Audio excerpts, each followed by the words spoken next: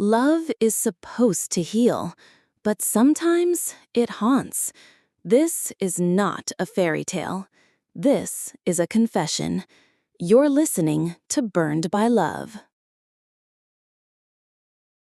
My name is Anna, and today was the hardest day of my life.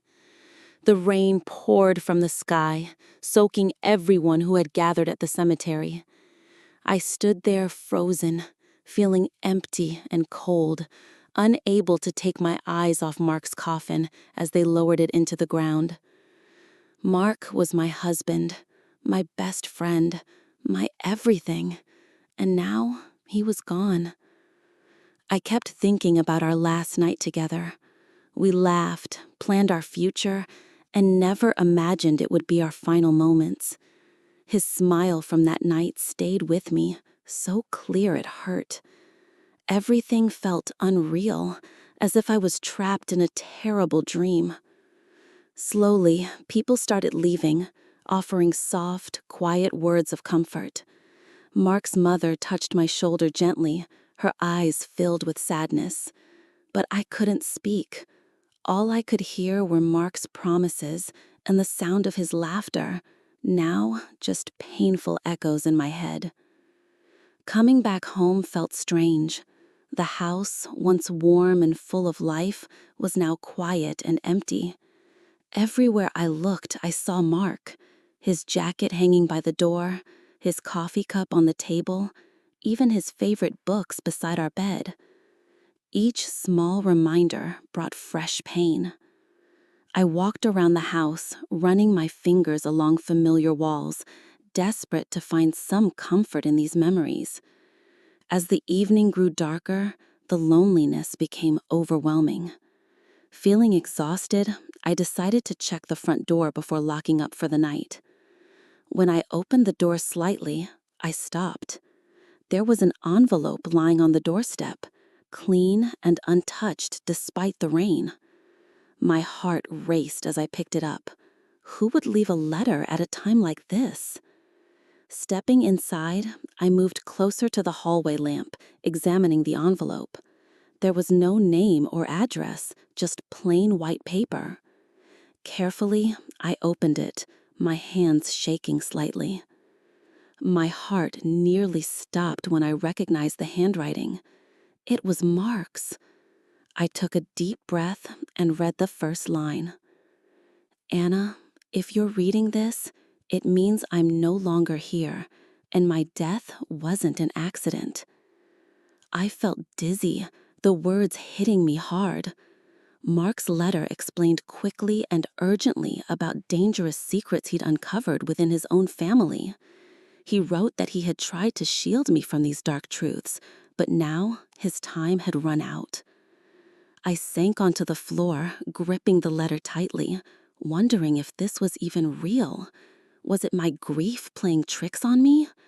But deep inside, I knew Mark would never joke about something this serious. His handwriting, his words, it was all too genuine. As I stared at the letter, a new kind of fear began to grow inside me. Everything I thought I knew about Mark and his family was collapsing around me, replaced by questions I desperately needed to answer. Mark's voice seemed to whisper from every corner, begging me to find the truth. Holding his letter against my chest, I knew I had to uncover whatever secrets lay hidden, even if it meant risking everything. Outside, the storm grew stronger, echoing the turmoil now taking hold inside of me. The morning came slowly, sunlight creeping through the curtains, though it did nothing to warm the chill that lingered inside me. I hadn't really slept, spending the night tossing restlessly, the letter from Mark always within reach. I felt exhausted, my eyes heavy from both tears and confusion. Determined to start somewhere, I decided the best thing was to visit Mark's parents. They must know something. After all, Mark had mentioned family secrets. Maybe they could shed some light on this mystery.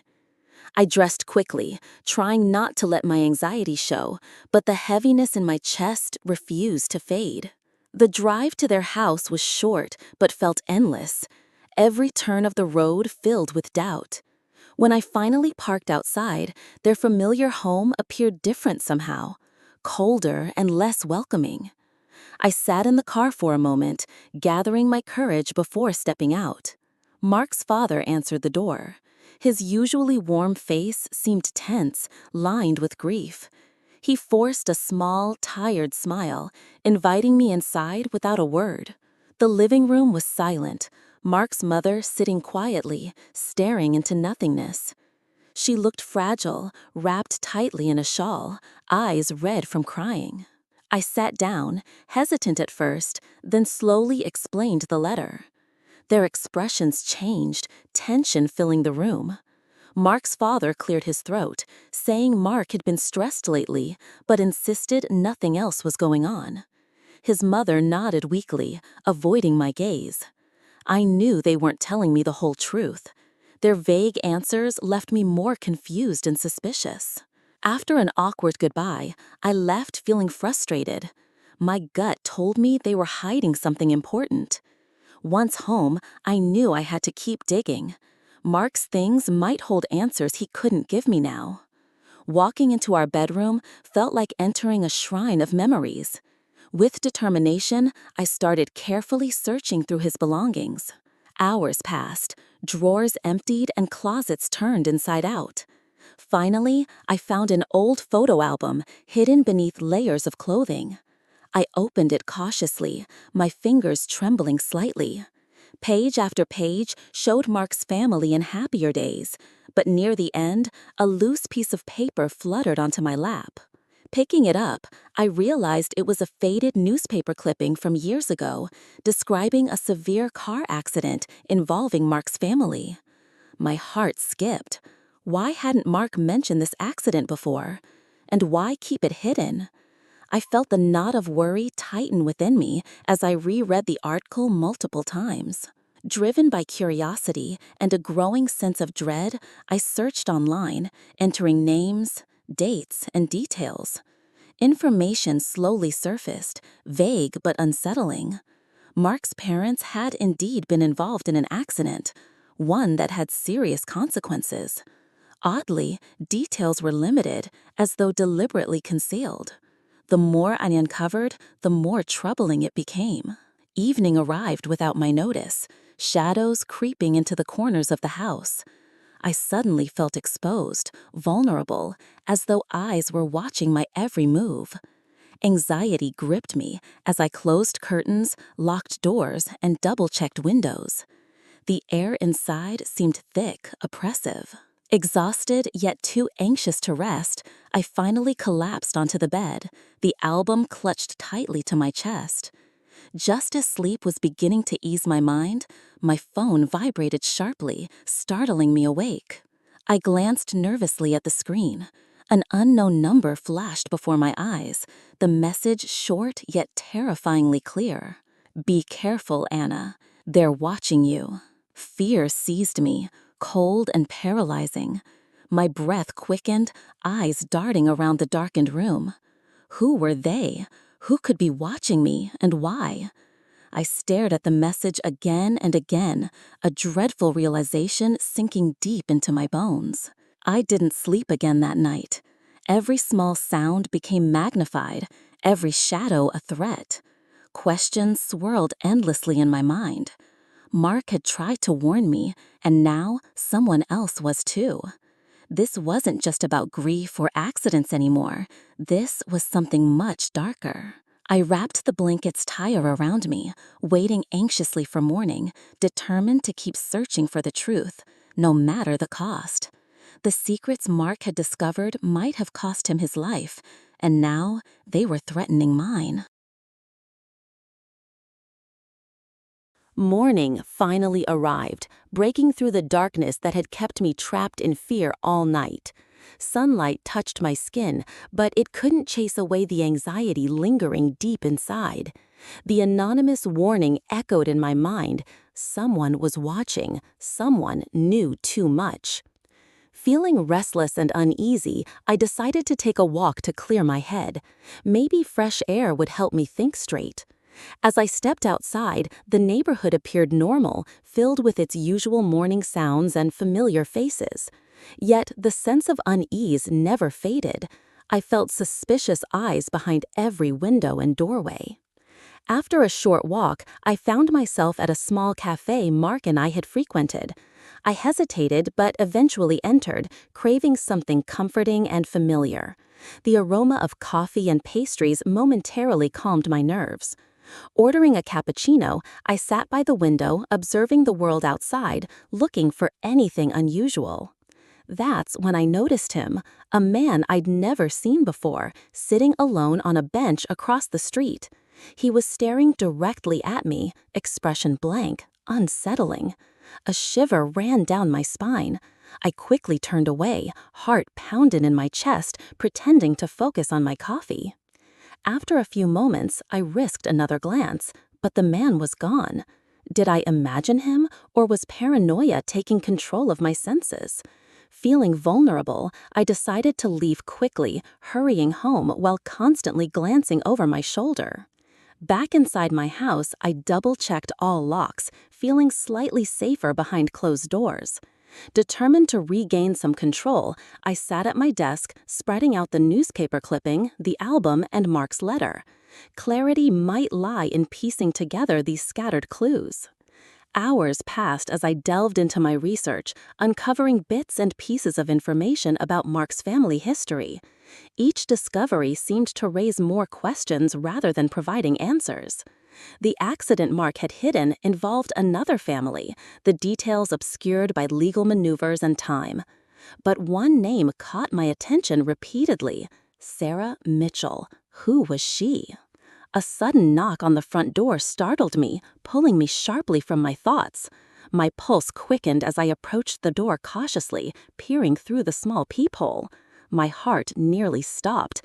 It was the man from earlier, the one I'd seen outside the cafe. Terrified but also curious, I called out, asking who he was and what he wanted. His reply sent chills down my spine. "I know why Mark died. Please let me in. You're in danger, Anna." His voice was steady, urgent, and oddly reassuring. Despite my fear, something told me I had to hear him out.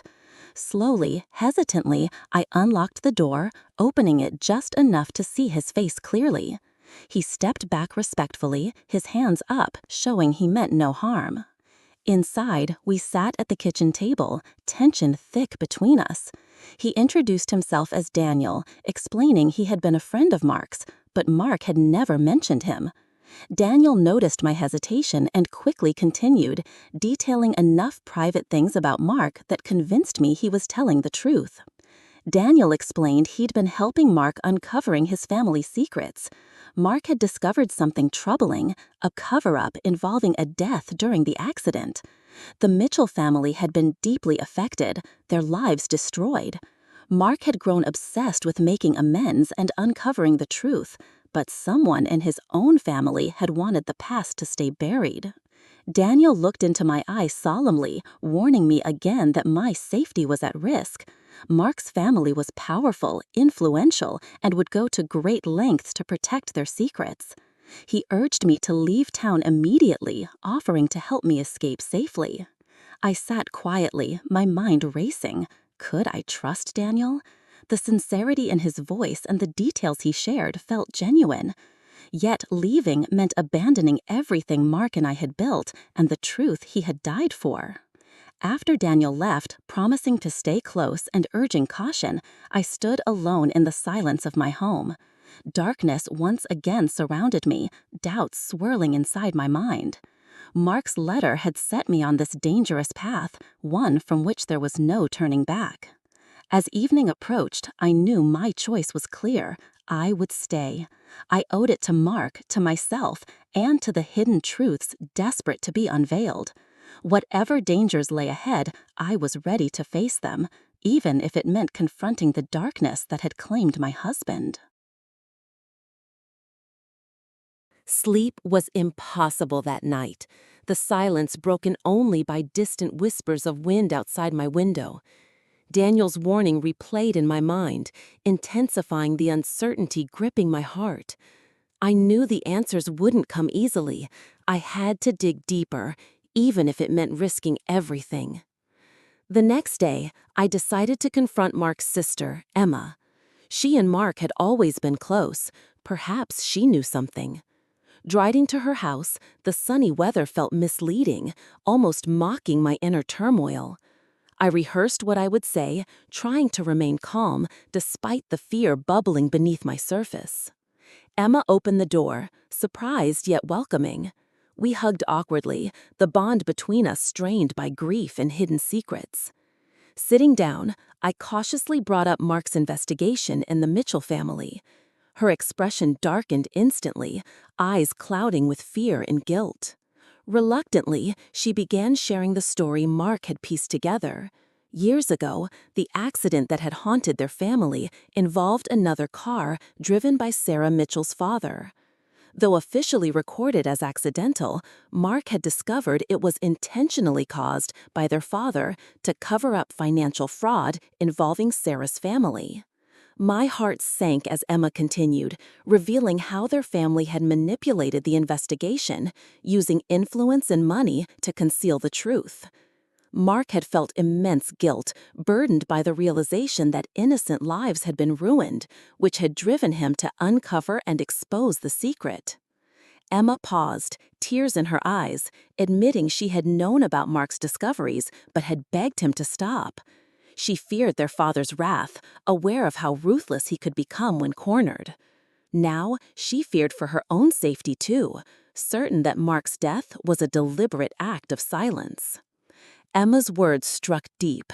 I finally understood Mark's desperation and the risk he'd taken to find justice.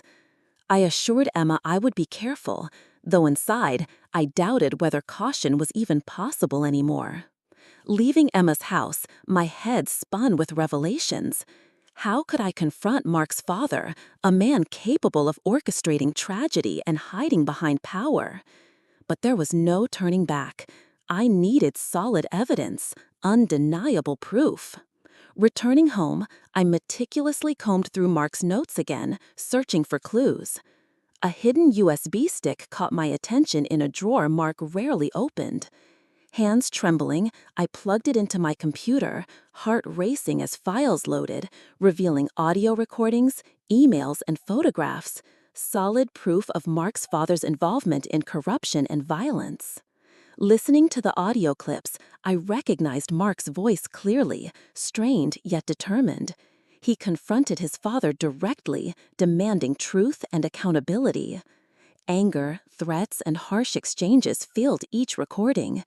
It was chilling, heartbreaking to hear Mark's bravery as he challenged his family's darkest secrets. Suddenly, the phone rang sharply, jolting me from my shock. Daniel's voice came through urgently, advising me to leave immediately.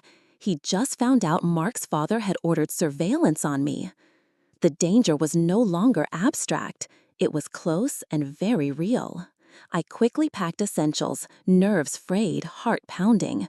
Before I could finish, headlights swept across my windows, illuminating my house in harsh light. Panic surged, and I ducked instinctively. Voices outside became clear, one of them familiar, deep and commanding, Mark's father. Hiding quietly in the dark, my breathing shallow, I felt a wave of terror unlike anything before. The front door shook as they knocked aggressively. I remained frozen, hoping desperately they'd believe I wasn't home. The knocking finally ceased, but their conversation lingered ominously. Find her. She knows too much. As silence fell again, I realized I was now trapped in a dangerous web of lies and betrayal, hunted by people Mark had once loved. My only choice was to escape unseen, to find Daniel and trust he could help me navigate this nightmare. Gathering every ounce of courage, I slipped quietly out the back, running through shadows that seemed alive with danger. My heart hammered relentlessly, fear propelling me forward through dark streets toward an uncertain but necessary truth. Whatever awaited, I was ready. I owed it to Mark and to myself to face the storm he had uncovered. The night seemed endless as I fled through darkened streets, each shadow feeling like a potential threat. Adrenaline pushed me forward, fear sharpening my senses to a painful clarity. My mind raced desperately, planning my next move. Daniel was my only hope now, the one person who seemed genuine amidst the chaos. We had agreed on a discreet meeting place, a secluded park on the outskirts of town. I reached it, breathing heavily, my pulse pounding in my ears. The park was silent, bathed in moonlight, the stillness amplifying my fear. Seconds felt like hours as I waited, every rustle of leaves causing my heart to jump. Finally, a figure approached cautiously. Relief washed over me seeing Daniel's familiar face. His expression was serious, eyes scanning the darkness behind me. He urged me into his car, promising safety and answers, but the tension in his voice made it clear we were far from safe. We drove silently, streetlights blurring past. Daniel finally spoke, explaining he had arranged a secure location where we could plan without fear of being found. His steady voice calmed my nerves slightly, but the reality remained daunting. I was on the run, pursued by the family of the man I had loved and trusted most. Our destination turned out to be a modest apartment hidden within the anonymity of the city.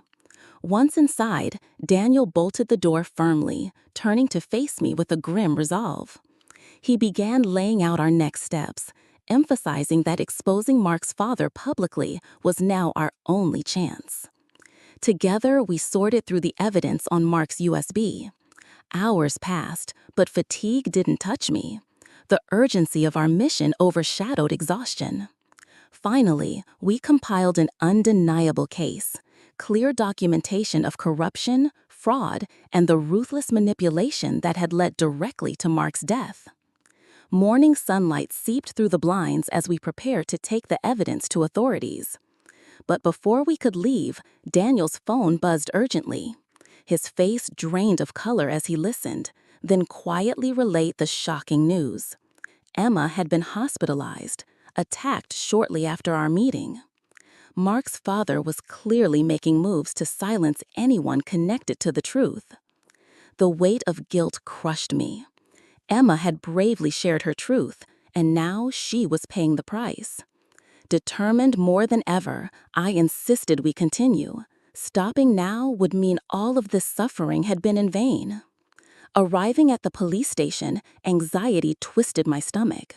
We approached cautiously, presenting the evidence directly to detectives. At first skeptical, their attitudes changed dramatically upon viewing the recordings and documents. The authorities quickly mobilized, realizing the gravity of our claims. Within hours, the town buzzed with breaking news.